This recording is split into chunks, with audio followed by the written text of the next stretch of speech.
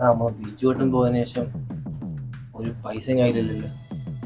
ബിജുവട്ടുള്ള സമയത്ത് നമുക്ക് ക്യാഷ് വണ്ടിക്ക് വണ്ടി ഒരു കുറവില്ലായിരുന്നു. ഒരു വഴിയുണ്ട്, ശരിയാണോ തെറ്റാണോ അറിയില്ല. നമുക്ക് അത് വെച്ചൊരു കളി കളിക്കാൻ പറ്റും. എന്തായാലും നീ പറ, നമുക്ക് നോക്കാം. നമുക്ക് അവളെ വിളിക്കാം. അവളുടെ തന്ത്ര കയ്യില് നല്ല പൂത്ത പണുണ്ട്. റമീനെ നല്ലൊരു വഴിയാണോ? നമുക്ക് അത് വെച്ചിട്ടൊരു കളി കളിക്കാൻ പറ്റും.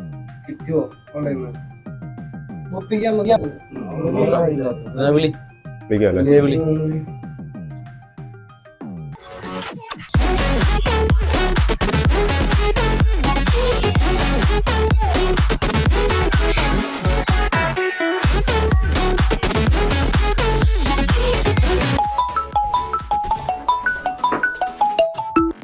ഹലോ ഹലോ, പറയടാ.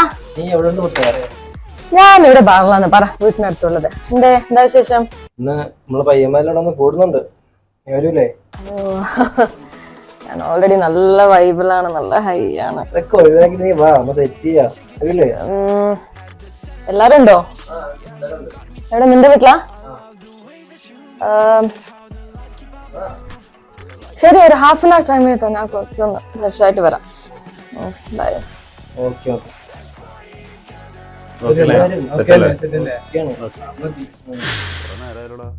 അവള് വരില്ലേ? അവള് വരൂടാ, അവള് എന്തായാലും വരും. അല്ല, എന്താ നിന്റെ പ്ലാനിങ്? എന്തായാലും അവള് അടിച്ച് ദമ്മായിട്ട് വരണ്ടാവുക. 2 ഡോസ് കൂടുതൽ കൊടുക്കുക, ബാക്കി അപ്പുറം. Give me more. Hello. Hi. എങ്ങനെയുണ്ട്, സുഖാണോ? അമ്മ ഇല്ല, അപ്പൊ ഇവിടെ തന്നെ ആണല്ലേ സ്ഥിരം. നീ എവിടെയാ റമി? നമ്മള് ബിജുവേട്ടന്റെ അടക്കത്തിൽ നിന്നെ കണ്ടില്ലല്ലോ. ഞാൻ ചെറുതായിട്ട് ഒരു കറങ്ങാൻ പോയതാണ്, ഓസ്ട്രേലിയ. നിനക്ക് പുതിയ ഫ്രണ്ട്സ് കിട്ടിയപ്പോ നിനക്ക് നമ്മളല്ലേ വേണ്ടല്ലേ? അങ്ങനെ ഒന്നുമില്ല, ഓർമ്മൊക്കെ ഉണ്ട്. പിന്നെ ചെറുതായിട്ട് ഒരു ബ്രേക്ക് ഞാൻ എടുത്ത് വന്നതാ. ആ ഉണ്ടല്ലോ സാധനം. ഹായ്, എങ്ങനെയുണ്ട്, സുഖാണോ? എന്താന്ന് ഒരു വിവരം ഇല്ലല്ലോ നിങ്ങളത്.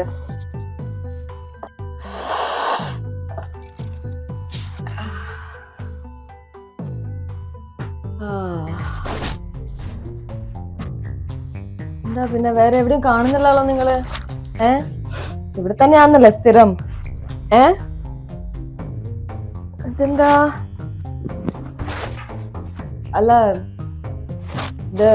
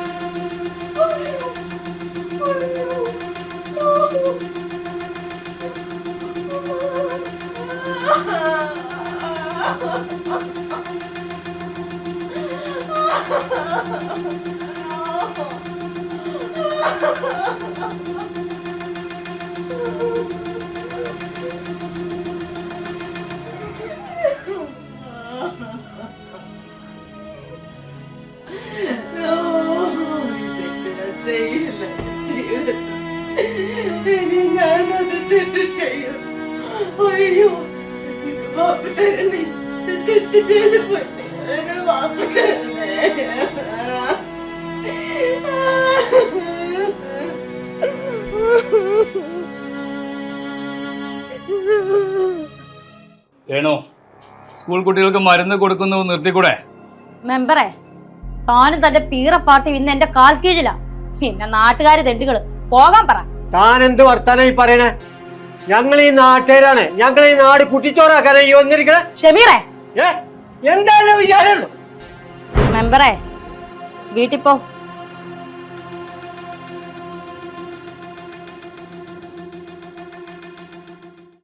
ചേച്ചി വാ. സുമ അല്ലേ? 2010 ഏപ്രിൽ മാസം ഒരു കേസ് ഉണ്ടായിരുന്നല്ലോ. ആ കേസൊക്കെ തീർത്തതായിരുന്നല്ലോ സാറേ. ഇപ്പോഴാ പരിപാടി ഉണ്ടോ? ഇല്ല എന്താ ശരി സംഭവിച്ചത്? സാറേ, ഭർത്താവിന് ക്യാൻസർ ആയിരുന്നു. സഹായം ചോദിച്ച് പല സ്ഥലങ്ങളിലും ചെന്നു, പല നന്മ മരങ്ങളെയും കണ്ടു. പക്ഷെ എല്ലാവർക്കും ആവശ്യം എൻ്റെ ശരീരമായിരുന്നു. അതിനിതാണോ മാർഗം?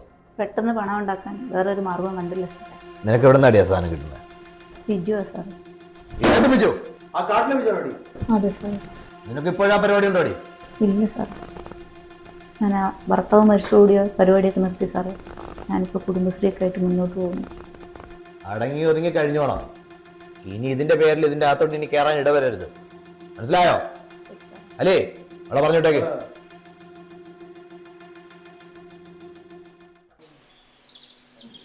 ചിന്നു, എന്തു പറ്റിയടി? 2 ദിവസമായിട്ട് നീ ആഹാരം പോലും നേരെ ചൊവ്വേ കഴിക്കുന്നില്ലല്ലോ. നിന്റെ കളിയും ചിരിയൊക്കെ എവിടെ പോയി? ഡാ, എന്ത് പറ്റിയടാ? എന്താ പറ ചിന്നു. എന്ത്? നീ എന്തിനാ കരയുന്നേ? അമ്മയില്ലേ നിനക്ക്? പറ. റോട്ടിൽ ഒരുത്തൻ എന്നെ ശല്യപ്പെടുത്തുന്നുണ്ടായിരുന്നു. എന്നിട്ട് അവന്റെ കയ്യിൽ എന്റെ ഫോട്ടോസ് ഒക്കെ ഉണ്ടെന്ന് പറയുന്നു. എങ്ങനെ വന്നത്? എനിക്കറിയില്ല അമ്മ. നീ ഇതാരോടെങ്കിലും പറഞ്ഞോ? ഇല്ല. നീ വിഷമിക്കാതെ, നമുക്ക് ശരിയാക്കാം കേട്ടോ. എനിക്ക് പേടിയാവുന്നു. നീ വിഷമിക്കല്ലേ ചിന്നു, കരയല്ലേ, അമ്മയില്ലേ?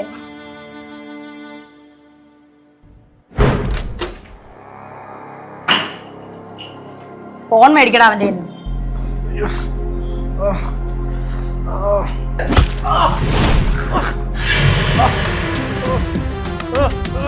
വിജിച്ചേട്ടൻ മാത്രമേ പോയിട്ടുള്ളടാ.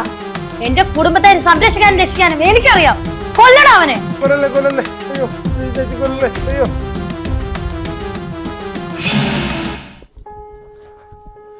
എന്താടോ ഈ വഴിക്കൊക്കെ? കുറെ നാളായല്ലോ കണ്ടിട്ട്. സ്ഥലം നല്ല തിരക്കിലല്ലേ. ഇരിക്കി.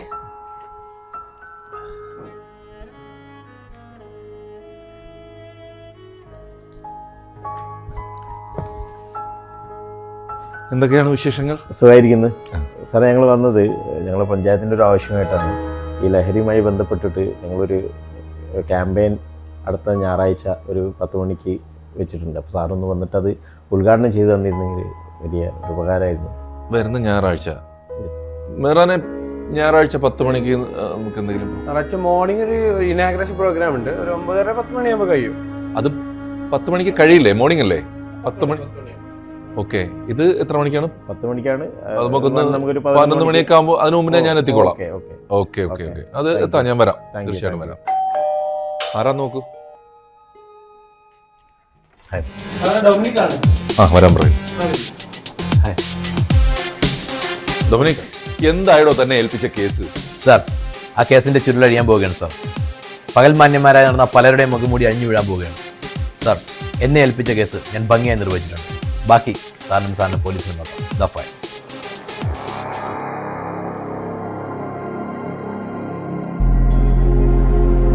മഹ്മൂദ്? Yes sir. അവൻ ഇതൊക്കെ ചെയ്തിട്ട് എന്താ നേട്ടം? സാർ, സാറിന് ഓർമ്മയുണ്ടെന്ന് എനിക്കറിയില്ല. 4 മാസങ്ങൾക്ക് മുമ്പ് മൈലമൂട് എന്ന സ്ഥലത്ത് ഒരു കൊലപാതകം നടന്നു. അതിലൊരു തലയോട്ടി കണ്ടെടുത്തിട്ടുണ്ട് സാർ. അത് മഹ്മൂദിന്റെ ഭാര്യയുടെ ഞാൻ തിരിച്ചറിഞ്ഞിട്ടുണ്ട്. ബിജുവിന് മഹ്മൂദിന്റെ ഭാര്യയുമായി ഒരു അഫെയർ ഉണ്ടായിരുന്നു. മഹ്മൂദിന് അദ്ദേഹത്തിന്റെ ഭാര്യയെ ഭയങ്കര സംശയമായിരുന്നു. നാട്ടിൽ അന്വേഷിച്ചപ്പോൾ അയാളാണ് അയാളെ ഭാര്യയെ കൊന്നതെന്ന് അറിയാൻ കഴിഞ്ഞു. റമീസ്, എന്റെ മോ, താൻ എന്തൊക്കെയാണ് ഇതിൽ എഴുതി വെച്ചിരിക്കുന്നത്? ഇതിപ്പോ ഞാനിതിൽ പ്രതിയാവുമല്ലോ. സാർ, സാറിന്റെ മകനെ ഇതിൽ മഹ്മൂദ് പെടുത്തിയതാണ് സാർ. ഏതെങ്കിലും കാലത്ത് മഹ്മൂദ് പിടിക്കപ്പെടുമെന്ന് മഹ്മൂദിന് ഉറപ്പുണ്ടായിരുന്നു. അതുകൊണ്ട് തന്നെ ഉന്നതനായ നിലയിലുള്ള സാറിന്റെ മകനെ ഇതിൽ പെടുത്തിയാൽ മഹ്മൂദിന് ഈസി ആയിട്ട് ഇതിൽ നിന്ന് ഊരിപ്പോരാമെന്ന് മഹ്മൂദിന് അറിയായിരുന്നു.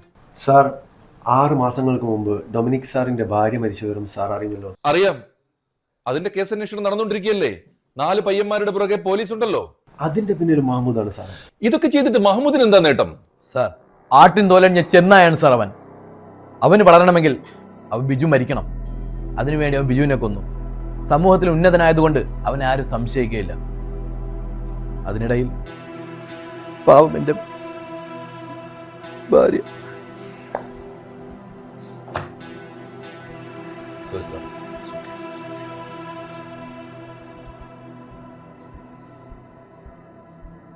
കേട്ടില്ലേ മോന്റെ മഹിമ?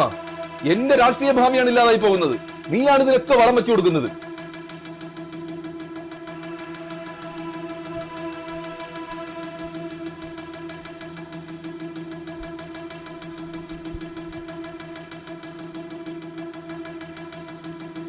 ഡൊമിനിക്, ഇനി നമ്മൾ എന്ത് ചെയ്യും? എവിടെയാണ് മഹമ്മൂദും ആ 4 പിള്ളേരും? അവരൊക്കെ ഒളിവിലാണ് സാറേ.